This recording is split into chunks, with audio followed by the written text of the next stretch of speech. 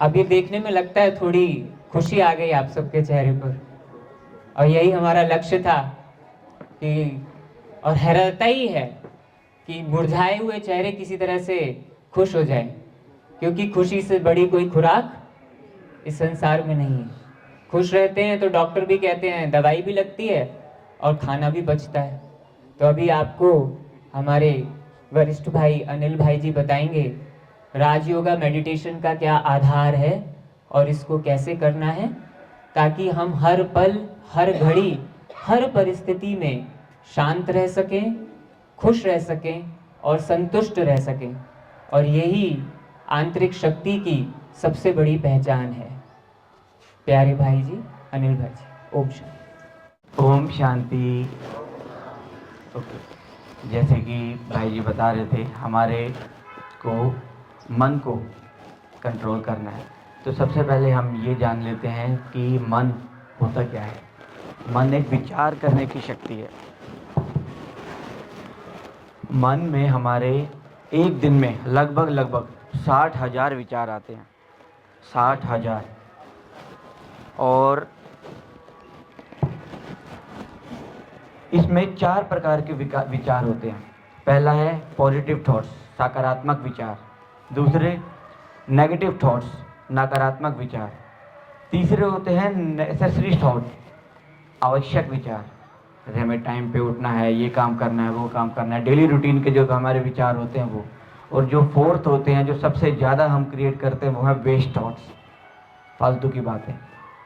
More than 95% हम, आप अगर चेक करेंगे तो पूरे दिन में वेस्ट थॉट्स हम क्रिएट करते हैं। और जितना ज़्यादा हम वेस्ट थॉट क्रिएट करते हैं, हमारा मन उतना ही वीक होता है, भारी होता है।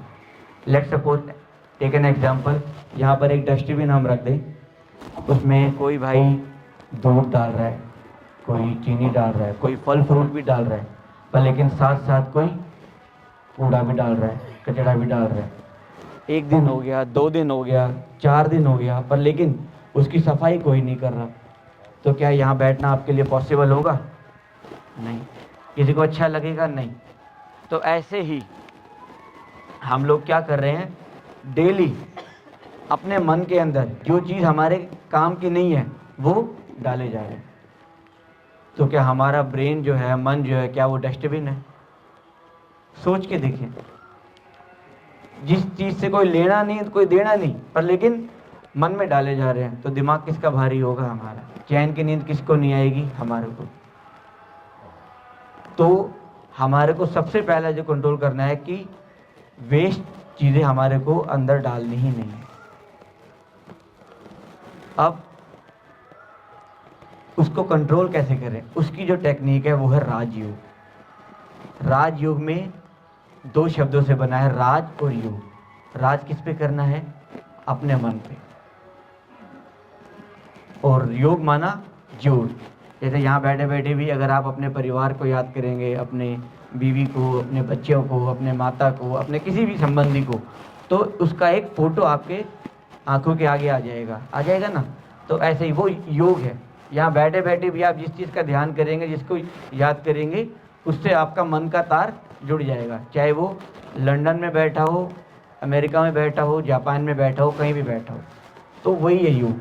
तो इसीलिए अब हमें अपने मन को कंट्रोल करने के लिए योग किससे लगाना है? उस परमात्मा। तो उसकी टेक्निक है राजयोग, वो हम आपको बताएंगे। 5-10 मिनट में कंप्लीट हो जाएगा। तो सबसे पहले हमें ये जानना है कि वास्तव में मैं कौन हूँ, हम कौन। राजयोग का पहला ये है कि हमें अपने आप पे राज करना है। तो हु वी आर, बचपन से लेके आज तक जितनी भी हमारी उम्र हो गई है, चाहे 50 साल, 60 साल, 70 साल, आज तक एक सबसे बड़े धोखे में हम आज तक जीते आए हैं। बुरा नहीं मानिएगा, आप सोच के देखिएगा, क्या ये जो आज छोटा भाई आपको बोल रहा है कितना % सही बोल रहा है? आज तक हम लोगों ने समाज में जो जो हमें सिखाया गया वो सुनते आए हैं, पर लेकिन कभी अपने इसको विवेक को अप्लाई नहीं किया कि हाँ क्या सही है क्या गलत है। जैसा हमें समाज ने सिखाया, हमारे को स्कूल में सिखाया, कॉलेज में सिखाया, वही मानते आए हैं। बस क्या सही है क्या गलत है वो हमने आज तक सोचा नहीं। तो छोटी सी बात है, जैसे एक डॉक्टर है, एक पेशेंट है।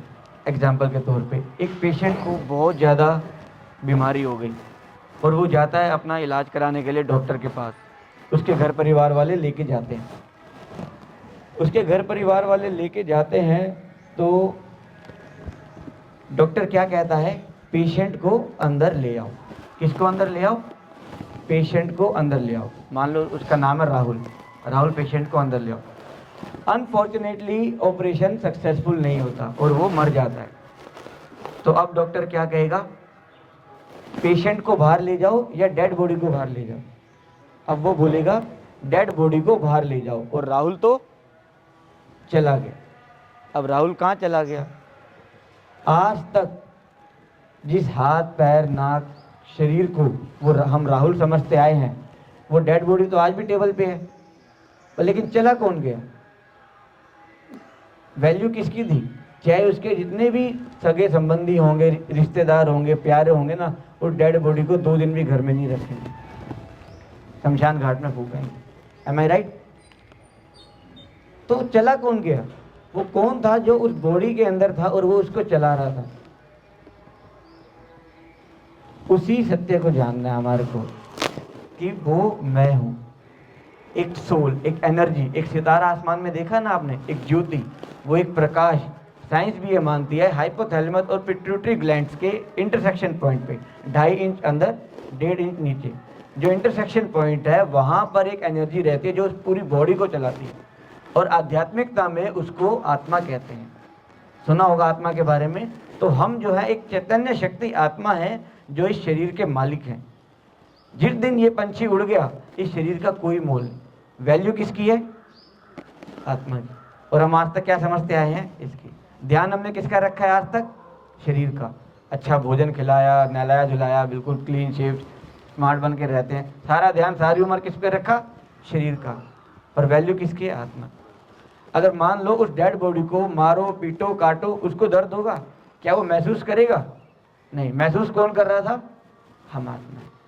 आज तक हम यही बोलते हैं, ये मेरे कान है, मेरा हाथ है, मेरा नाक है, मेरी आंखें हैं, मेरा शरीर है। तो मैं कौन? अगर मैं ये कहूं कि ये मेरा माइक है, तो माइक अलग है ना, मैं अलग हूं। तो ऐसे ही जिसको हम सारी उम्र ये बोलते आए हैं ये मेरा शरीर है, तो मैं कौन हूं?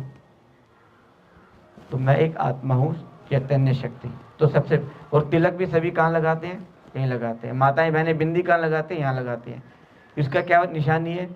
किसी को पूछोगे तो कहेंगे परंपरा से चला आ रहा है। पर क्यों यहाँ नहीं लगाते तिलक? कान पे नहीं लगाते? यहीं क्यों लगाते हैं? आत्मस्मृति का तिलक। तो वास्तव में हम जिस भ्रम में जी रहे थे वो आज दूर हुआ कि हम आत्मा हैं, इस शरीर के मालिक हैं। हमारे अंदर आत्मा नहीं है, मैं ही एक आत्मा, एक चैतन्य शक्ति हूं। अब दूसरी बात, हमारा पिता कौन है? भगवान कौन है?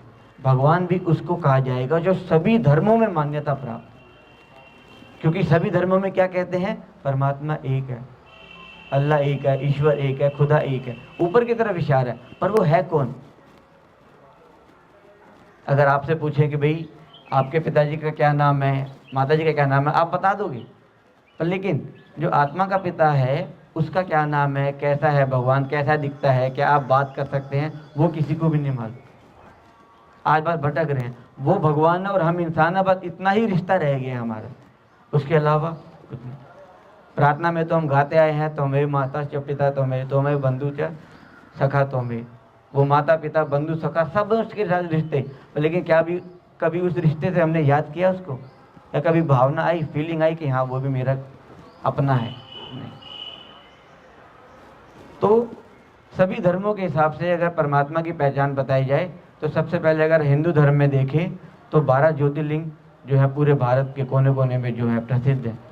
सबसे पहले जो भारत में पूजा स्टार्ट हुई, राजा विक्रमादित्य ने शुरू की, सोमनाथ का मंदिर बनाया। उसमें किसकी पूजा होती है? शिव की। शिव अर्थात कल्याणकारी, वो ज्योति स्वरूप का यादगार है शिवलिंग। ना वो पुरुष है ना स्त्री है, वो एक लिंग है, ज्योति स्वरूप का यादगार है।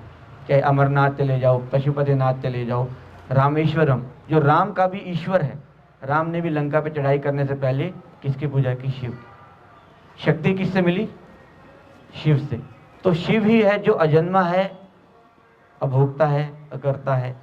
तो परमात्मा का स्वरूप हिंदू धर्म में देखोगे, कोई भी पूजा करते हैं तो ज्योति जरूर जलाते हैं। वास्तविक रहस्य हमें नहीं पता, पर लेकिन भाव हमारे को पता है अंदर ही अंदर कि हाँ, परमात्मा जो वो ज्योति, ज्योति से शक्ति मिलती है। अगर हम मुस्लिम धर्म में देखें तो वहाँ पर भी भाई क्या कहते हैं, अल्लाह जो है नूर है, माना प्रकाश है। उनका भी इशारा किस तरफ है, प्रकाश की तरफ। क्रिश्चियन धर्म में अगर आप देखेंगे, गॉड इज लाइट। क्राइस्ट जी ने कभी नहीं कहा कि I am the God, I am the son of God, I am the messenger, पर गॉड इज लाइट। आप देखेंगे चर्च में एक बहुत बड़ी कैंडल जलाते हैं जो परमात्मा का प्रतीक है, और छोटी छोटी कैंडल सबके हाथ में होती है, मोमबत्ती। वो किसका प्रतीक है, हम सभी आत्माओं का। कि जैसा परमात्मा है ज्योति स्वरूप, वैसे ही हम भी छोटी छोटी ज्योति हैं। अगर सिख धर्म में देखें, एक ओंकार निराकार सतनाम वाहिगुरु, उसमें भी इशारा परमात्मा का निराकार की तरफ है, शरीर वाला नहीं। तो सभी धर्मों के हिसाब से अगर आप देखेंगे, परमात्मा का इशारा डायरेक्ट इनडायरेक्टली ज्योति की तरफ, प्रकाश की तरफ। तो यही वो सत्य परिचय देने के लिए हम लोग आए हैं कि who we are and who is God. एक छोटा सी कहानी मैं सुनाता हूँ आपको। एक बार ना फ्लाइट में 150 पैसेंजर जा रहे थे और बादलों के बीच जा रहे थे, मौसम खराब था, तो फ्लाइट जो है वो हिलने लगी। एरोप्लेन बहुत हिल रहा था, बिजलियां कड़क रही थी, सारे लोग डर गए। सभी धर्मों के लोग उसमें बैठे थे, कोई भगवान को याद कर रहा, कोई अल्लाह को, कोई वाहिगुरु को, कोई गॉड को। हे भगवान अब क्या होगा, मैं बचूंगा कि नहीं बचूंगा। सब लोग बहुत परेशान। और वहीं पर ही देखते हैं एक छोटी सी 10 साल की बच्ची, वो खेल रही है। सब लोगों ने अपनी सीट बेल्ट फास्टन की हुई है, पर लेकिन छोटी सी बच्ची वहां पर खेल रही है, उसको कोई डर नहीं। फ्लाइट लैंड हो गई, सब लोग सही सलामत उतरे। रिसेप्शन पे जब पहुंचे, सभी लोग इकट्ठे हो गए। उन्होंने उस बच्ची से पूछा कि बेटा, सब लोग डर रहे थे, तो क्या तुम्हें डर नहीं लगा? तो उस बच्ची ने क्या जवाब दिया मालूम है? कि इस प्लेन को जो चलाने वाले पायलट हैं वो मेरे पापा हैं, और मुझे ये यकीन है कि मेरे पापा मुझे कुछ नहीं होने देंगे। सोचो, एक छोटी सी बच्ची को अपने पापा पे कितना भरोसा। तो क्या वो भरोसा आज हमें उस भगवान पे है? क्या उस अधिकार से, उस निश्चय के साथ क्या हम उसको याद करते हैं कि नहीं? मेरी जिंदगी के हर मोड़ पे, हर परिस्थिति में, हर उलझनों में वो मेरे साथ खड़ा है।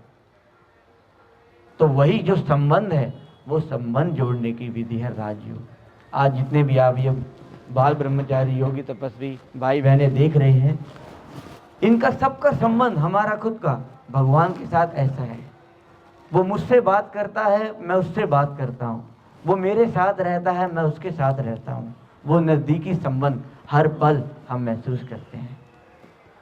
मान लो यहाँ हवा चल रही है, क्या दिखाई देती है किसी को? पर हवा तो है। बिजली की तार में करंट दौड़ रहा है, दिखाई देता है किसी को? करंट तो है, महसूस कर सकते हैं ना। ऐसे ही उस परमात्मा को इन आंखों से तो नहीं देख सकते, पर लेकिन उसको महसूस किया जा सकता है। और गीता में भी परमात्मा के सत्य स्वरूप का साफ साफ वर्णन है। गीता आप सबने पढ़ी होगी। जब भगवान ने कहा अर्जुन को कि हे अर्जुन, ये मैं नहीं हूं जो तू मुझे देख रहा है, मेरा वास्तविक स्वरूप कुछ और है। मुझे देखने के लिए तुझे दिव्य नेत्र प्रदान करता हूं, क्योंकि इन आंखों से मुझे नहीं देख सकता। जब भगवान ने उसको दिव्य नेत्र दिए तो अर्जुन को क्या साक्षात्कार हुआ? अखंड महाज्योति स्वरूप का, ये मैं। तो वही आत्मा का सीधा रिश्ता परमात्मा के साथ। अगर तार के 2 सिरे हों, एक पे रबड़ चढ़ा हुआ, एक पे नहीं चढ़ा हुआ, करंट पास होगा क्या? नहीं, दोनों का रबड़ उतारना पड़ेगा ना। हम मंदिर, मस्जिद, गुरुद्वारे सब जगह जाते हैं, जूते चप्पल उतार के जाते हैं, किस चीज़ का प्रतीक है?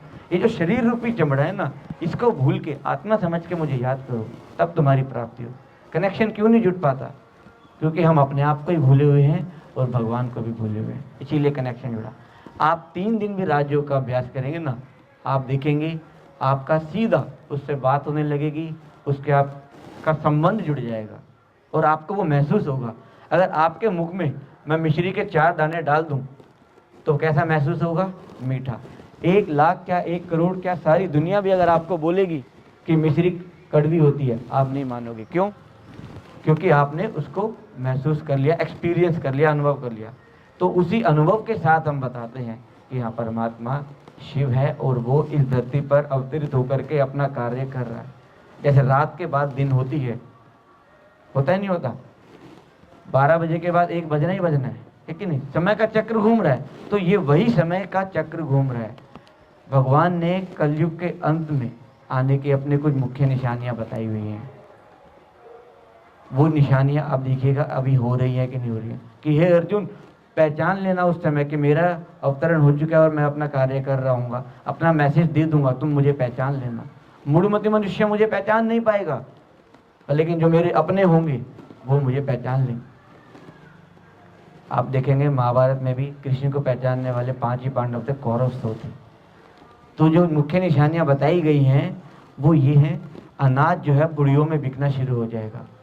पहले कहाँ तो अनाज को कितना, भारत जो है कितना भरपूर था, है कि नहीं।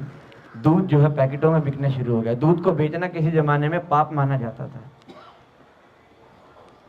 बालों का श्रृंगार होना शुरू हो जाएगा। कन्या अपने मुख से वर मांगना शुरू करेगी। आज तो आप देख ही रहे हैं क्या हालत है, बताने की आवश्यकता नहीं। एक कुएं का पानी 4 कुएं में समा जाएगा, भर जाए, लेकिन 4 कुएं का पानी एक कुएं को नहीं भर पाएगा। माना एक माँ बाप 4 औलादों को पाल पोस के बड़ा कर देंगे, पर लेकिन 4 औलादें एक माँ बाप को पालने पोसने में सक्षम नहीं है। घर घर में रावण बैठे है आज के समय में, घर घर में महाभारत चल रही है कि नहीं। ऐसा कोई घर नहीं है जो जिसमें सारे लोग सदा खुश रहते हो, सदा सुखी हो। कोई एक भी मनुष्य इस धरती पर आज की डेट में नहीं है जो सदा सुखी हो। चाहे तन का रोग होगा या धन का रोग होगा, मन का रोग होगा या जन का रोग होगा, संबंध संपर्कों में सबके कुछ ना कुछ ऊपर नीचे टकराव चल रहे हैं। और मैं तो मनुष्य आत्मा, तो कहते हैं ये मनुष्य जीवन बड़ा अनमोल है, पर लेकिन हम इसको कौड़ी के भाव बिताए जा रहे हैं। पर लेकिन गलती नहीं है हमारी, क्यों? क्योंकि हमें पता नहीं। लेकिन आज आपको जो भगवान के द्वारा ये जो दूत आए, शांति दूत, इन्होंने मैसेज दिया, हम जो दे रहे हैं, अब आज के बाद आपको डिसाइड करना है कि हमें किस रास्ते पे चलना है। एक हिम्मत का कदम हमें बढ़ाना है तो 1000 कदम भगवान के आपको खुद ही महसूस होंगे। तो ये एक छोटा सा मैसेज हमने देना था आपको, अपनी पहचान उस परमात्मा की पहचान, ताकि अंत समय में कोई ये ना कहे कि हे प्रभु आप आए इस धरती पर अपनी लीलाएं की और हमें किसी ने बताया नहीं।